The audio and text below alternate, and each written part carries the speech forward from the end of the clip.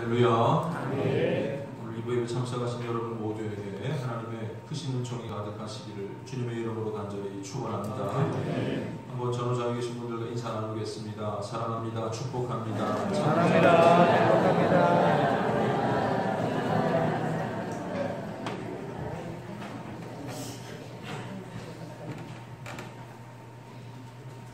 인간이 가진 본성 중에 하나는 자녀를 깊이 사랑하는 부성애 혹은 모성애일 것입니다.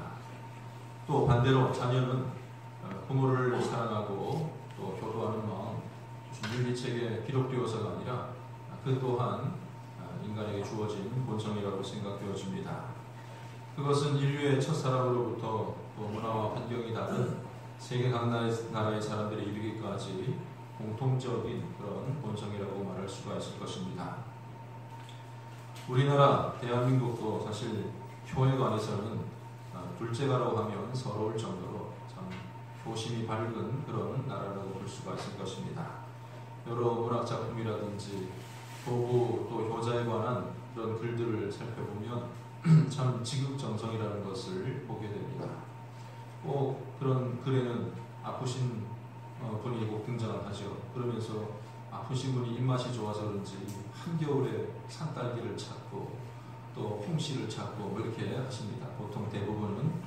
그러면 또 어떻게 합니까? 또 그 아들은 또 그냥 무지개를 지고 나가가지고 온 산을 헤매다가 뭐 어떻게 또 그것을 구해오기도 합니다. 지금 같으면 마트에 가면 뭐 사계절, 겨울에도 수박 할 수가 있고 여름에도 뭐 가을 과일을 다 찾을 수가 있겠지만 어찌되었건 그렇게 어려운 일도 마다하지 않고 부모를 공양하고 사랑하고자 하는 것이 우리의 마음이었을 것입니다. 그런데 이토록 우리가 인식하고 생활문화 가운데 자리 잡고 있는 효지만은 교회에 대해서 사실 부분적인 생각에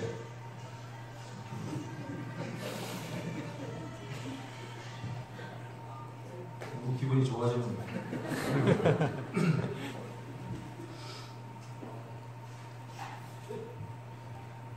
교회에 대해서 우리가 많이 알고 있다고 생각하지만 사실은 그 교회에 대해서 참 부분적인 생각에 그친 경우도 많이 있습니다. 그래서 부모에게 효도해야 된다, 연로하신 분들에게 효도해야 된다라고 말하면 아직 우리 부모는 아프지 않는데 무슨 효도를 받느냐, 그리고 또 그분들이 나보다 훨씬 더 잘 살고 경제적으로 여력이 있는 분인데 효도할 필요 없다고 그렇게 생각하기도 합니다. 반대로 부모의 관계가 좋지 않은 사람은 뭐 부모가 나한테 해준 것도 없는데 효도받을 자격도 없는데 라고 말하면서 그 의무를 다하지 않고 있는 것을 보기도 합니다. 그런데 분명히 알 것은 효도는 주고받는 그런 거래가 아닙니다. 받은 만큼 돌려주는 것은 거래일 뿐입니다. 또 다른 측면으로 힘없고 연약한 부모를 도와주는 것 아니죠. 구제하는 것이 아니고 그것은 동정일 뿐입니다. 요즘은 특히 부모를 떠나서 노인 세대들에 대해서 폄하한다든지 그런 부분들을 많이 발견하게 됩니다. 이 나라가 어떻게 되는 건지 점점 더 보면 성별 간, 또 세대 간 여러 가지 참 극단적인 어떤 그런 말들을 서슴지 않은 것을 보게 됩니다. 어르신들이 지나가고 행동하는 것을 보면서 못마땅하게 생각하고 또 못마땅한 어떤 그런 표현들로 하고 있는 것을 보게 됩니다.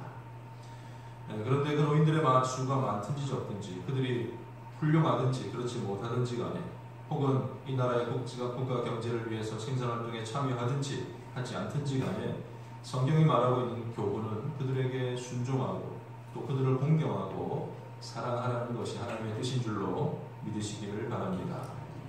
오늘 본문에서는 연로한 노인들뿐만 아니라 오늘 말씀 보면 너희 부모에게 순종하라 이렇게 말씀하고 있습니다. 부모는 사실 젊은 부모들도 있잖아요. 그러니까 더 범위가 확대된 것이라고 볼 수가 있을 것입니다. 우리가 이렇게 부모에게 순종하고 또 어른을 공경하는 마음을 가질 때에 결국 하나님을 사랑하는 마음에까지 이를 수가 있는 것입니다. 눈에 보이는 형제를 사랑하지 못하고 눈에 보이는 어른들을 공경하지 못할 때 어떻게 보이지 않는 하나님을 사랑할 수 있겠느냐. 이것이 바로 부모 사랑에 대한 하나님의 그 법의 원리이고 배경인 줄로 분명히 압니다. 눈에 보이는 어른들을 공경함으로써 보이지 않는 하나님을 사랑하는 자리에까지 이를 수 있다는 것이 하나님께서 우리에게 교를 명령하신 이유인 줄로 분명히 믿습니다. 레위기 19장 2절 이하의 말씀을 보면 하나님께서 말씀하세요. 너희는 거룩하라. 이는 나 여호와 너희 하나님이 거룩함이니라.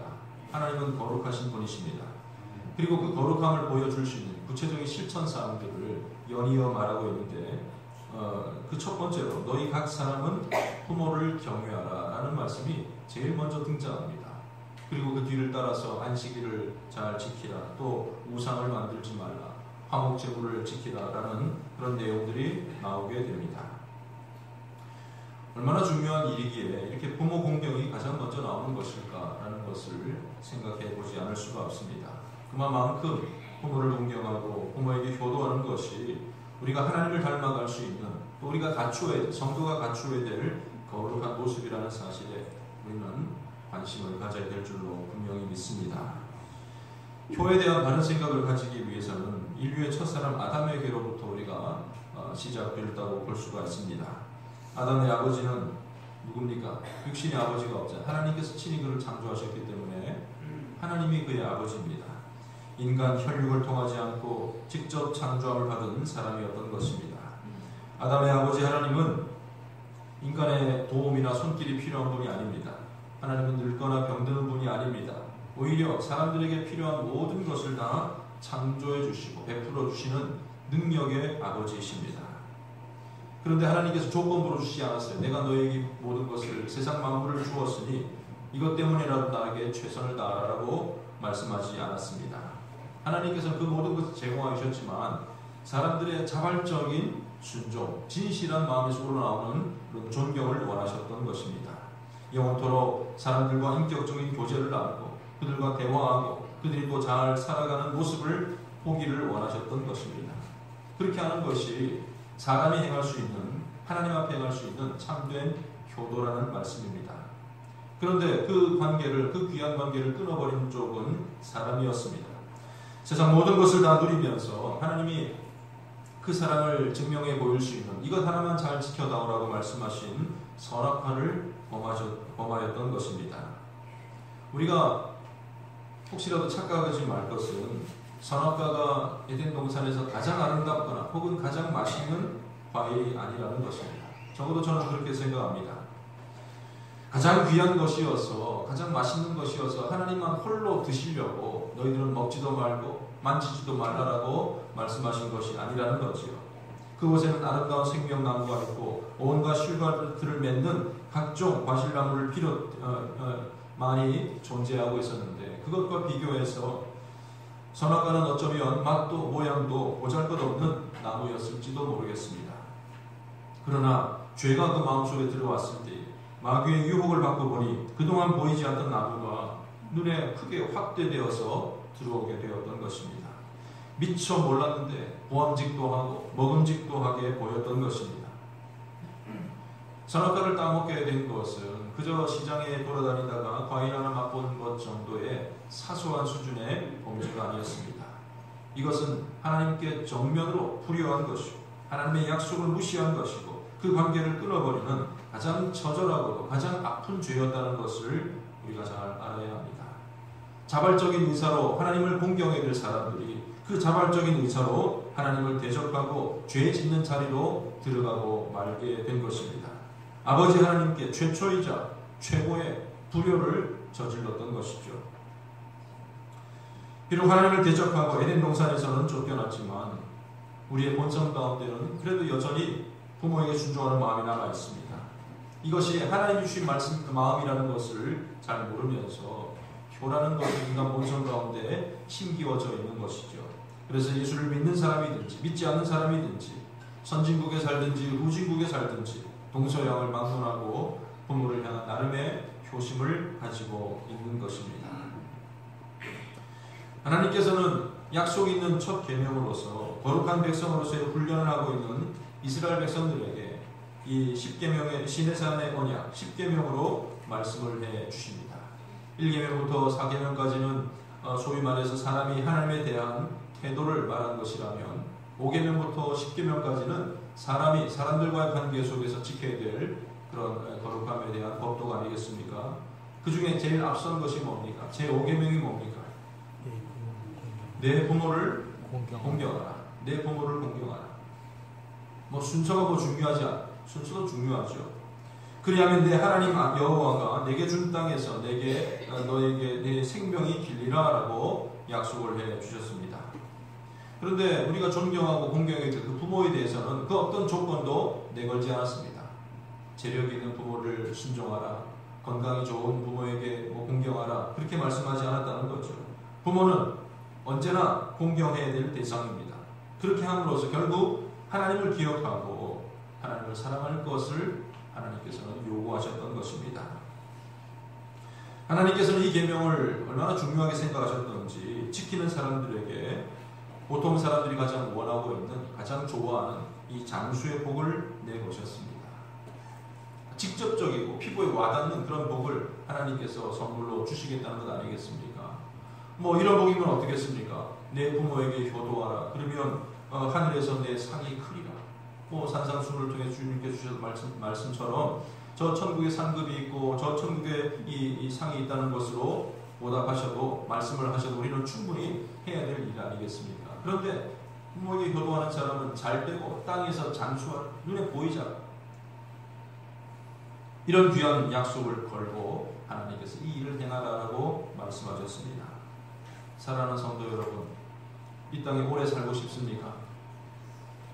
짧게 살고 싶습니까? 대답 안 하신 분들은 집에 가다가 대답하실 겁니다. 부모에게 효도하며 사는 믿음의 사람들 다 되시기를 바랍니다. 할렐루야.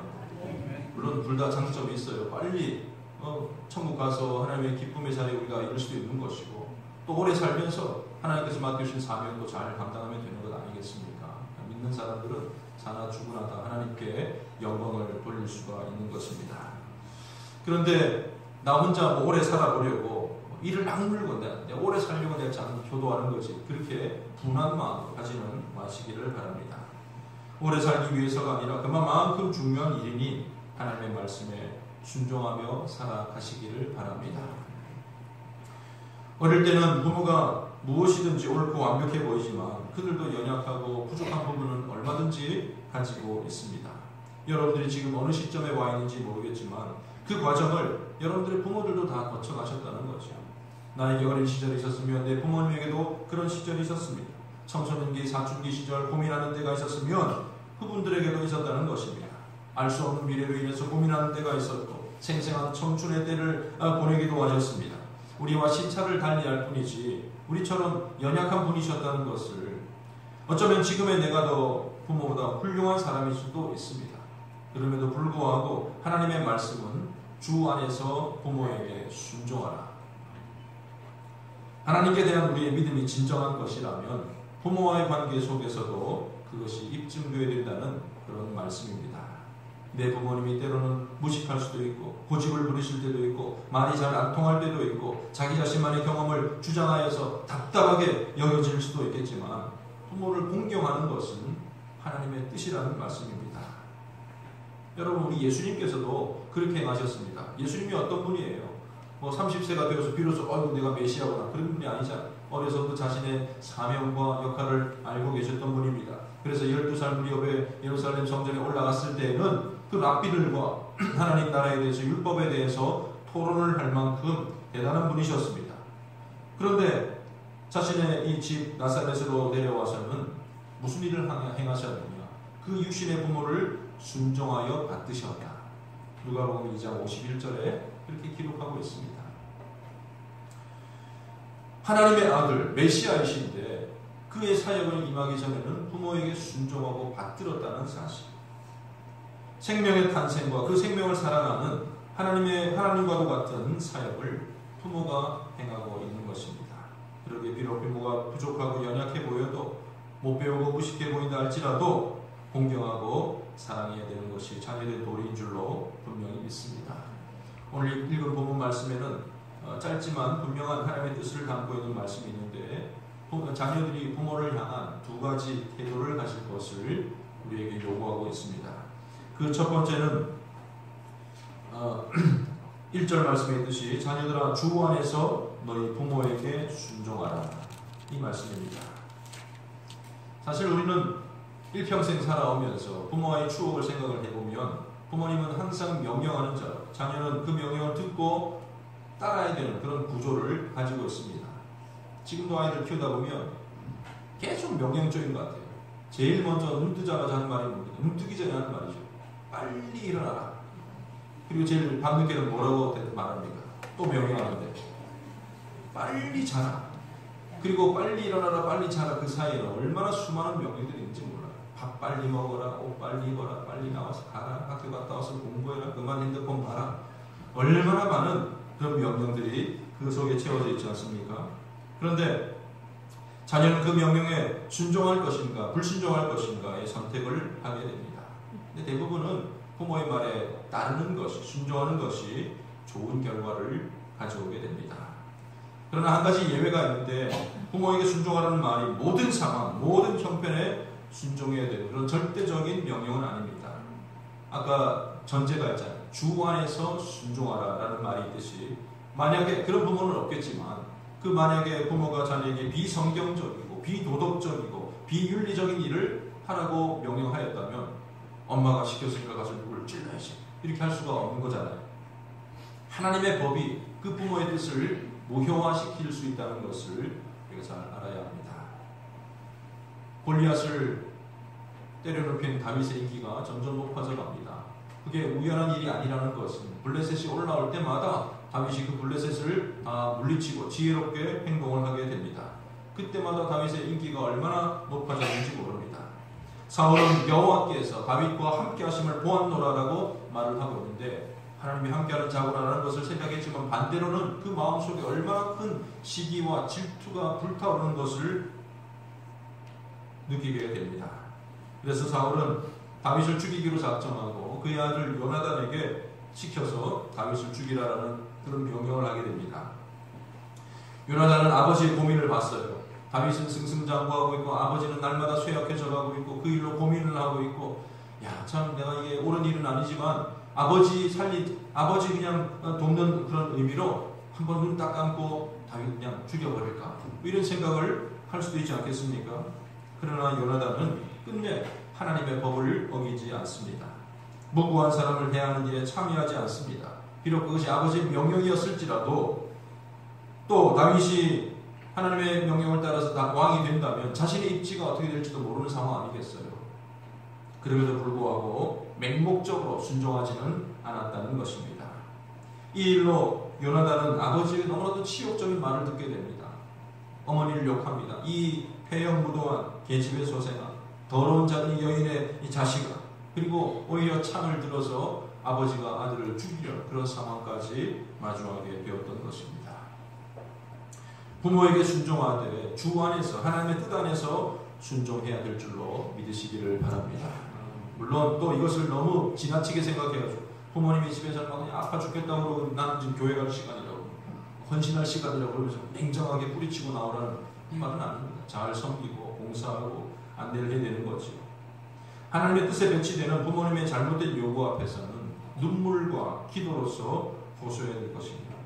또 내가 아무리 옳다 할지라도 부모님의 마음이 다치지 않도록 잘 이해시켜드리고 인내로서 그들과 함께 해야 할 것입니다.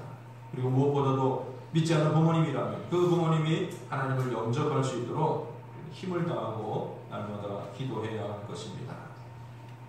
이런 특별한 몇몇 사례를 제외하고는 대부분의 경우는 부모의 말씀 순종하지 않아서 실패하는 경우가 얼마나 많은지 모릅니다.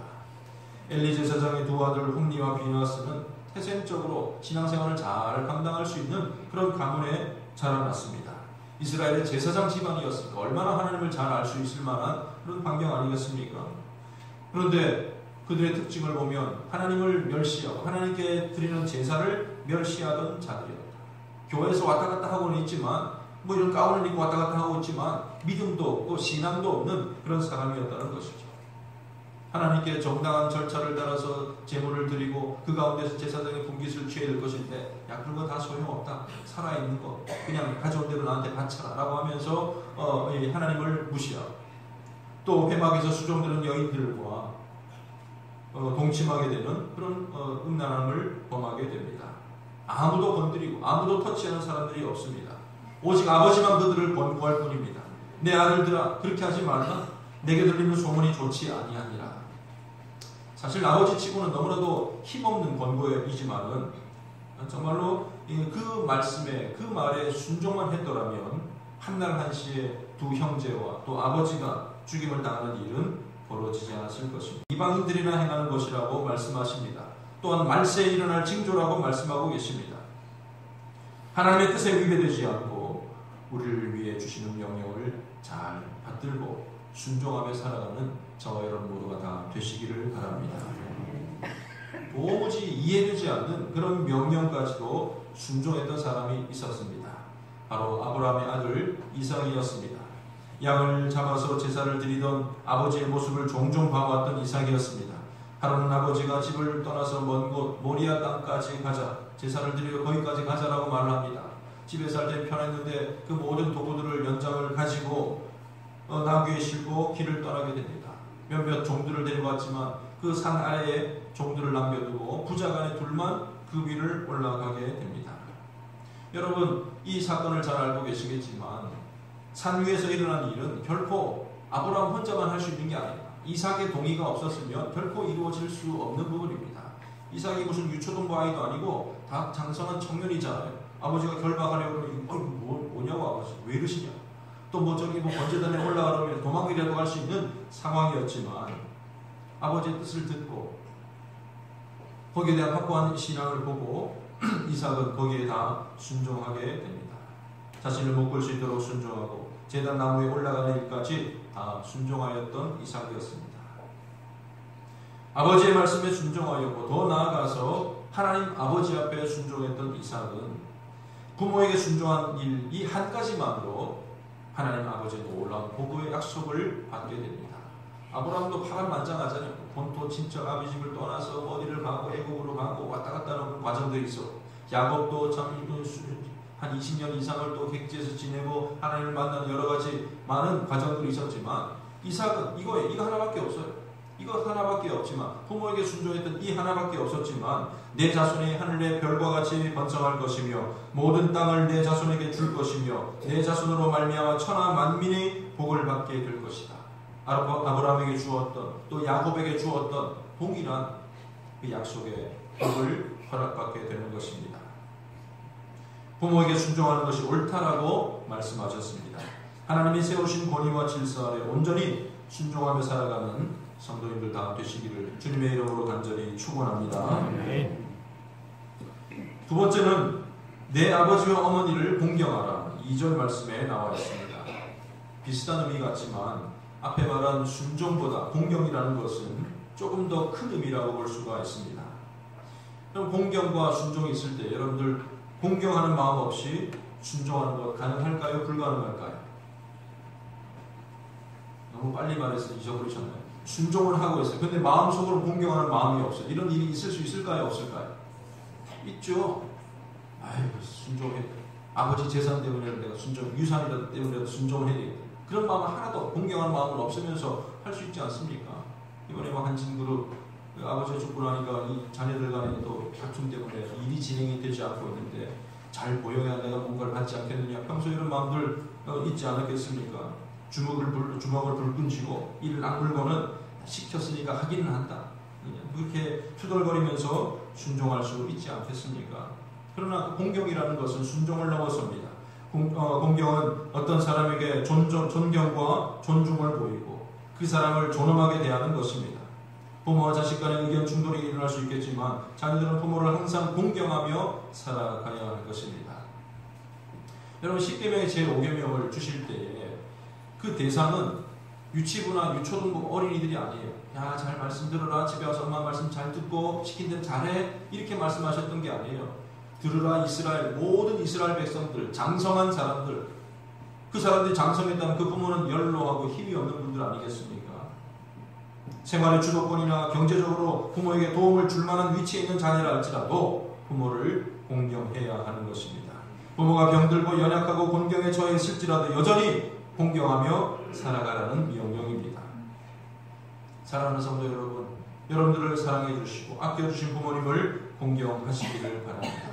여러분이 이 땅에 있을 수 있도록 삶의 울타리가 되어주신 부모님을 공경하시기를 바랍니다. 비록 그들의 실수가 보이고 허물이 보인다 할지라도 그 모든 허물을 용서하고 평생 동안 공경하며 살아갈 수 있는 하나님의 말씀에 순종하는 믿음의 사람들 다 되시기를 바랍니다. 가진 재산도 없고 물려줄 것 아무것도 없다 할지라도 생명을 전수해 주신 그 부모님을 공경하며 살아야 하는 것입니다. 물질로 공경하고 마음을 편하게 해드려야 될 것입니다. 그리고 무엇보다도 여러분 자신이 믿음 생활 잘하는 그 모습으로 부모의 마음을 편안하게 해드리고 또 공경해야 될 줄로 믿습니다. 아까 말했지만 이렇게 행하는 자는 잘되고 땅에서 장수하게 되는 약속을 받게 된다고 말씀하십니다. 내가 부모님을 공경했어요. 부모님 나에게 줄 것이 없어요. 그러나 그 나의 모든 행위를 아시는 하나님께서 거기에 합당한 보상을 이 땅에서 누릴 수 있도록 허락하시겠다는, 오랫동안 이 땅에 살게 하셔서 다른 사람들에게 본이 되게 하고 좋은 복을 누릴 수 있도록 하나님께서 약속하신 것 아니겠습니까? 물론 이 약속이 부모를 공경하는 주된 동기가 되어서는 안 될 것입니다. 오히려 하나님의 뜻을 행하는 것이 저와 여러분들의 동기가 되고 그 안에서 온전히 행해야 될 줄로 믿습니다. 그런데 목사님 말씀 듣고 보니까 참 부모를 잘 공경해야 되겠다 싶은 마음이 있는데 이미 안 계신 분들은 어떻게 합니까? 그렇다면 중간 단계에서 사라졌잖아요. 이제는 최종적인 목적, 하나님을 온전히 사랑하며 살아가는 믿음의 사람들 다 되시기를 바랍니다. 부모에게 순종하라고 말씀하신 그 최종적인 이유가 하나님의 뜻이 바로 하나님을 사랑하는 곳에 있다는 것을 안다면 우리가 정말로 이 부모처럼 부모보다 더 한 마음으로 하나님과의 관계 속에서도 이런 마음들이 이어져야 할 것입니다. 하나님은 자기의 형상대로 우리를 지으셨습니다.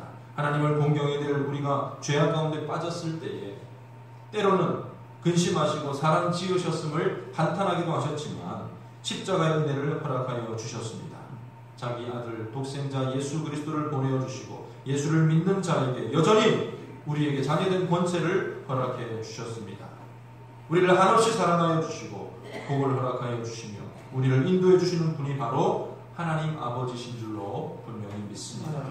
육신의 부모는 실수할 수도 있고 우리가 오히려 용서를 해드려야 될 부분도 있겠지만 하나님은 그런 분이 아니십니다. 온전한 사랑으로 완전한 길로 우리를 인도해 주시는 분이십니다. 하나님께 순종하고 공경하는 삶을 살아가는 우리 모두가 되어야 될 줄로 믿습니다. 부모에게 부모의 말씀을 잘 공경하고 순종하라고 하였듯이 하나님의 명령, 하나님의 말씀은 이미 성경 말씀을 통해서 우리에게 주어져 있습니다. 또한 선포되는 설교를 통하여서 나 자신이 말씀을 묵상하고 기도하는 가운데 하나님께서 시시로 우리에게 명령하실 때에 온전히 순종하며 살아가시길 바랍니다. 하나님을 경외하는 마음으로 순종하시기를 바랍니다. 하나님이 행하신 창조와 섭리와 사랑과 의로 심판해 주실 일들을 생각하며 하나님을 공경하며 살아가는 우리 모든 성도님들 다 되시기를 바랍니다. 주일마다 예배를 드리는 것도 바로 그런 의미예요. 여러분 무슨 도장 찍으러 옵니까? 무슨 정립하러 옵니까? 모이기를 힘쓰라는 하나님의 말씀에 여러분 순종하고 있는 것 아니겠습니까? 마음과 뜻과 정성을 모아서 예배하는 가운데 하나님을 향한 그 공경의 의미가 포함되어져 있는 것입니다. 또한 교회에서뿐만 아니라 하나님을 공경하는 사람은 삶의 모든 터전에서도 하나님이 명령하신 대로 예배하는 자세로 살아갑니다. 땅을 파고 농사를 짓는 사람도 직장에서 분주하게 사람들과 관계하면서도 집안을 정리하고 청소하면서도 장사를 하면서도 우리는 예배의 삶을 살아가야 할 것입니다. 로마서 12장 1절 말씀 보면 형제들아 너희 몸을 하나님이 기뻐하시는 거룩한 산 제물로 드리라. 이는 너희가 드릴 영적 예배니라. 우리 각자가 처한 삶의 처소에서 하나님을 기억하고 하나님께 예배하고 하나님을 공경하며 살아가는 모든 성도님들 다 되시기를 주님의 이름으로 간절히 축원합니다. 아멘. 사랑하는 성도 여러분, 육신의 부모를 통하여서 하나님 사랑을 엿볼 수 있게 해주시고 또 자녀들을 통하여서 예수 그리스도를 보내어 주신 하나님의 심정을 알게 해주심에 대해서 먼저 감사하시기를 바랍니다. 부모님께 순종하고 공경하는 마음을 통해서 우리는 하나님께 순종하고 하나님을 공경하는 자리에까지 이룰 수 있어야 할 것입니다. 우리가 당연히 해야 될, 은혜를 받은 자로서 당연히 해야 될 이 일을 했음에도 불구하고 그들에게 베풀어 주시는 하나님의 놀라운 은혜가 있지 않습니까? 이 모든 일들을 통해서 이 땅에서 잘되고 하나님이 주시는 복 가운데 장수하며 살아가는 신앙의 본보기가 되는 믿음의 사람들 다 되시기를 주님의 이름으로 간절히 축원합니다. 기도하겠습니다. 하나님